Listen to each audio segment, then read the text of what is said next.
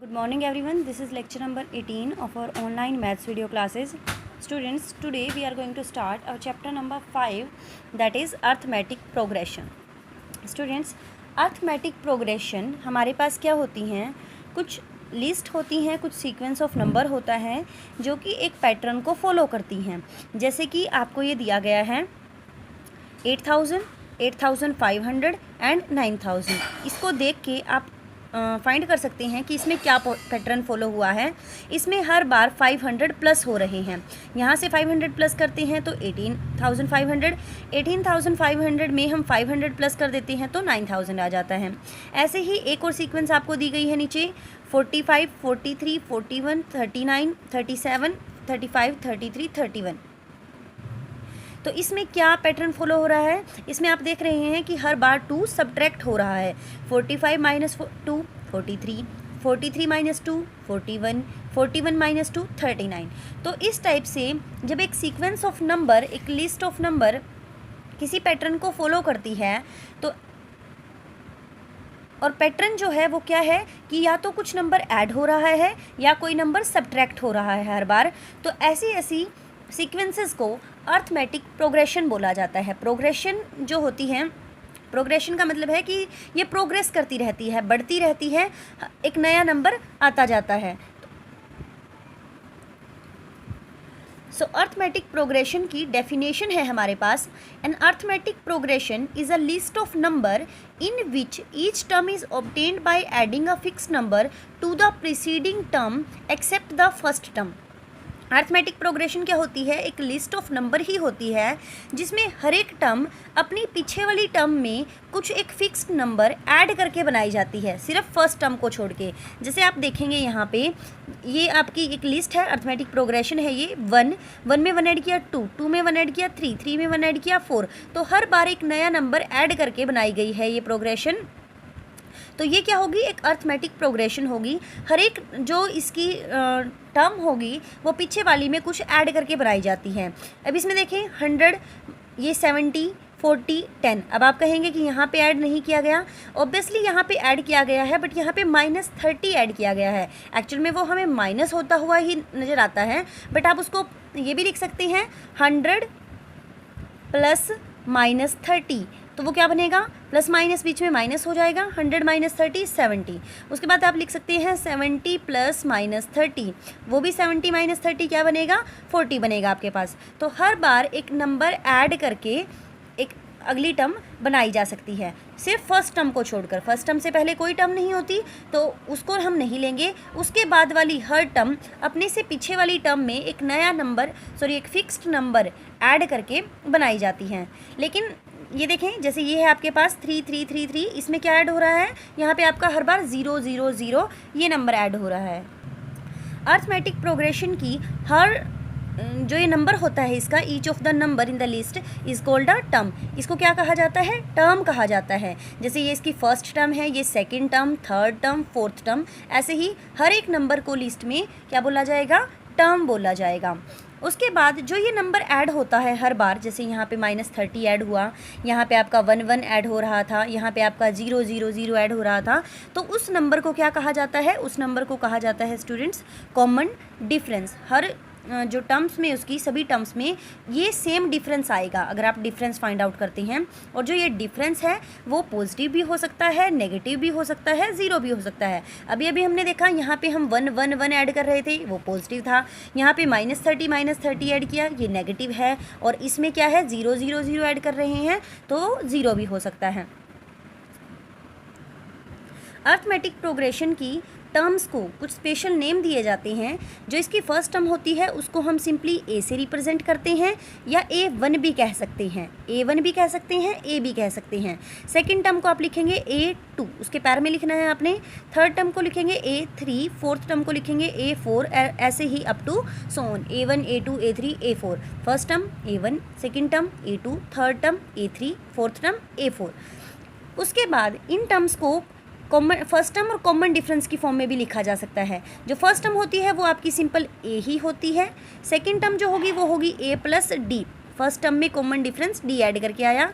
Third term में आपका आ जाएगा ए प्लस 2d, और फोर्थ टर्म आपकी आ जाएगी ए प्लस 3D, हर बार क्या है ऐड हो रहा है, हर बार डी ऐड करते जा रहे हैं आप, ए फिर ए में डी ऐड किया, ए प्लस डी, फिर इसमें फिर से डी ऐड कर दें, ये क्या बन जाएगा ए प्लस, और इसमें ए प्लस 2D में फिर से डी ऐड करेंगे तो ये बन जाएगा ए प्लस 3D। तो हर बार आपका प्रीसीडिंग टर्म में कॉमन डिफरेंस को ऐड करके हम लिखते जाते हैं। यहाँ पे ए क्या होता है स्टूडेंट्स, वो होती है आपकी फर्स्ट टर्म, और डी क्या होता है, डी होता है आपका कॉमन डिफरेंस,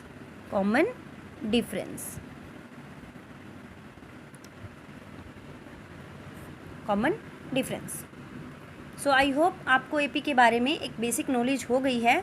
अब हम एक्सरसाइज करते हैं, वहाँ पे आपको और अच्छे से क्लियर हो जाएगा। Now we have our exercise 5.1। Question number 1, in which of the following situations does the list of number involved make an arithmetic progression and why. यहाँ पे आपको सिचुएशंस दी गई हैं, इनमें जो लिस्ट ऑफ नंबर बनेगी आपको बताना है कि क्या वो अर्थमेटिक प्रोग्रेशन बनी है या नहीं बनी है। फर्स्ट है आपके पास the taxi fare after each kilometre when the fare is 15 for the first kilometre and ₹8 for each additional kilometre. Taxi का किराया फर्स्ट किलोमीटर के लिए 15 रुपये है और अगले हर एक किलोमीटर के लिए 8 रुपये ऐड होते जाएंगे। अगर आप टैक्सी लेते हैं और आपको सिर्फ 1 किलोमीटर जाना है तो आपको 15 रुपये देने होंगे, और अगर आपको 2 किलोमीटर जाना है तो जो पहला किलोमीटर है आपका उसके 15 रुपये और जो सेकंड वाला किलोमीटर है उसके 8 रुपये। सो देखें यहाँ पे आप लिस्ट बनाएंगे, the list of numbers, the list of taxi fare after each kilometre. Her kilometre के बाद जो टैक्सी का किराया होगा वो क्या होगा। देखिए फर्स्ट किलोमीटर के लिए आपका किराया कितना बोला गया है 15 किलोमीटर। सेकेंड किलोमीटर के लिए अगर आप 2 किलोमीटर जाते हैं तो फर्स्ट किलोमीटर के लिए 15 रुपये और अगले किलोमीटर के लिए 15 प्लस 8 रुपये ऐड हो जाएंगे इस किलोमीटर के लिए, तो ये बना 23।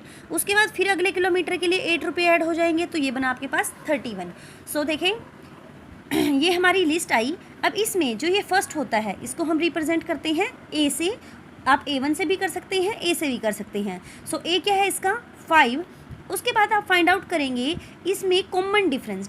कॉमन डिफरेंस का मीनिंग क्या है कि हर एक टर्म्स में डिफरेंस आपने चेक करना है। वो कैसे फाइंड आउट किया जाएगा, वो हमेशा आगे वाली टर्म में से पीछे वाली टर्म को माइनस करके। ये है होता है स्टूडेंट्स आपका A1 फर्स्ट है, ये है आपका A2 और ये है आपका A3। तो आपने कैसे कॉमन डिफरेंस फाइंड आउट करना है, A2 में से A1 माइनस कर देंगे, फिर A3 में से A2 माइनस कर देंगे। सो A2 माइनस A1 हम फाइंड आउट करते हैं। A2 की वैल्यू क्या है 23 माइनस A1 की वैल्यू क्या है 15। 23 माइनस 15 इज़ 8। ऐसे ही अब आप A3 minus A2 find out करेंगे। A3 क्या है आपका 31 माइनस A2 क्या है, A2 is 23। So 31 minus 28 is ये आपका 23 है। सो 31 माइनस 23 इज इक्वल टू 8। अब आपने देखा कि डिफरेंस क्या है, सेम आ रहा है। अगर हमारा डिफरेंस सेम आता है तो जो लिस्ट है वो AP को फॉर्म करेगी। This is an AP। Second is the amount of air present in a cylinder when a vacuum pump remove 1/4 of the air remaining in the cylinder at a time.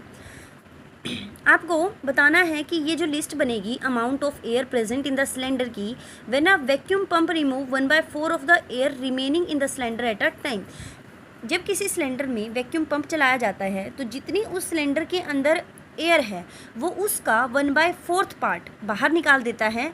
तो आपको बताना है कि जो amount of air बचा रहेगा cylinder के अंदर उसकी जो लिस्ट बनेगी हर टाइम पर, तो क्या वो AP बनेगी या नहीं बनेगी। देखें let the amount of air present in the cylinder is X unit. मान लें कि सिलेंडर में एट द टाइम T पर, एट द टाइम T, किसी टाइम T पर, फिक्स्ड टाइम पर सिलेंडर में X यूनिट एयर प्रेजेंट करती है। उसके बाद हम लिस्ट बनाएंगे डिफरेंट टाइम पर सिलेंडर के अंदर कितनी एयर रहेगी। सो देखें the list giving the air present in the cylinder at the time T।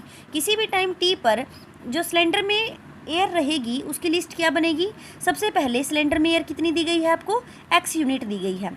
अब अगर हम अपना वैक्यूम पंप चला दें तो जितनी उसके अंदर एयर थी कितनी थी X, उसमें से 1/4 वो बाहर निकाल देगा। तो x का 1/4, x का 1/4 क्या होगा, x को मल्टीप्लाई कर दें 1/4 के साथ तो क्या आ जाएगा, x/4। तो जितनी एयर उसमें थी उसमें से उसी का जितनी थी उसका ही 1/4 जो कि x/4 बना वो उसने बाहर निकाल दी। तो सेकेंड टाइम पे अब आपके पास कितनी एयर बची है, x minus x/4। Now students अगर आप इसको सॉल्व करें तो ये आपका एलसीएम लेंगे आप इसको 4 की x के साथ मल्टीप्लाई 4x माइनस x करेंगे तो 3x/4 आ जाएगा। उसके बाद थर्ड स्टेप में क्या होगा, अब आपके पास कितनी एयर बची हुई है, आपके पास एयर बची हुई है 3x माइनस 4। इसमें से भी वैक्यूम पंप 1/4 बाहर निकाल देगा। तो 3x/4 में से माइनस कर देंगे हम 3x/4 का ही 1/4 part. So x as it is comma यहाँ से आपका ये 3x/4 ही आएगा। सेकंड स्टेप में यही एयर बची है। एंड थर्ड स्टेप को सॉल्व करते हैं। 3x/4 as it is minus 3x की 1 के साथ 3x/4 4 जा 16, ये दोनों एज इट इज़ रहेंगे। 4 और 16 का एलसीएम 16 आएगा। 4 4 जा 16 4 आया, 4 के ऊपर मल्टीप्लाई 4 3 जा 12x माइनस 16 1 जा 16 1 के ऊपर मल्टीप्लाई कर दें 3x 1 जा 3x। नाउ ये दोनों एज इट इज़ रहेंगे आपके। 12x minus 3x is 9x/16। Now students list हमने बना ली। अब इस लिस्ट को हमें चेक करना है कि क्या ये एपी बनेगी या नहीं बनेगी। तो एपी के लिए हमेशा ही आपको सेकंड में से फर्स्ट वाला माइनस कर देना है, सेकंड में से फर्स्ट माइनस कर देंगे, थर्ड में से सेकंड माइनस कर देंगे, हर एक अगले वाले में से उससे पीछे वाला माइनस होता जाएगा। सो a2 माइनस a1 के लिए a2 की वैल्यू है आपके पास 3x/4 माइनस a1 की वैल्यू है आपके पास x। सो 4 और 1 का एलसीएम लेंगे 4 आएगा, 4 1 जा 4 1 आया, 1 के ऊपर मल्टीप्लाई 3x 1 जा 3x माइनस 1 4 जा 4 4 के ऊपर मल्टीप्लाई कर दें 4x। 3x minus 4x is minus x/4। यहाँ पे माइनस वाला नंबर ग्रेटर है तो साइन माइनस का आएगा, और कितना ग्रेटर है, ऑब्वियसली 1x ग्रेटर है तो 1 लिखने की हमें नीड भी नहीं है, सिंपल x लिखेंगे। उसके बाद आप फाइंड आउट करेंगे a3 माइनस a2। a3 क्या है आपके पास, थर्ड जो टर्म है इसकी वो है 9x/16 माइनस a2 है 3x/4। 16 और 4 का एलसीएम 16 आएगा, 16 1 जा 16 1 के ऊपर मल्टीप्लाई कर दें 9x माइनस 4 4 जा 16 4 आया, 4 के ऊपर मल्टीप्लाई 4 3 जा 12 9x minus 12x is minus 3x/16। अब आपने देखा कि ये दोनों ये क्या है, कॉमन डिफरेंस है। हम हर डिफरेंस निकाल रहे हैं, सेकंड टर्म का फर्स्ट टर्म से, थर्ड टर्म का सेकंड टर्म से, वो कॉमन डिफरेंस सेम नहीं आया, तो इसलिए the list does not form an AP. Okay students, next parts हम नेक्स्ट वीडियो सेशन में करेंगे। Have a nice day.